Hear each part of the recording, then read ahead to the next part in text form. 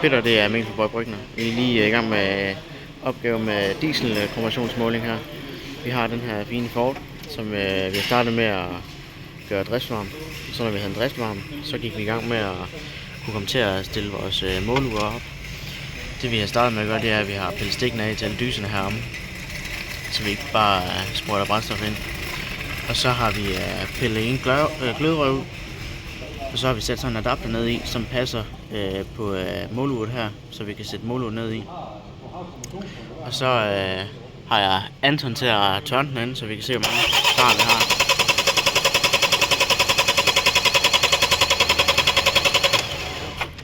Der er vi oppe på 25,5 cirka. Så den må være mellem 25 og 26. Og så må det maks være 3 bars forskel på udmålingen her. Yes.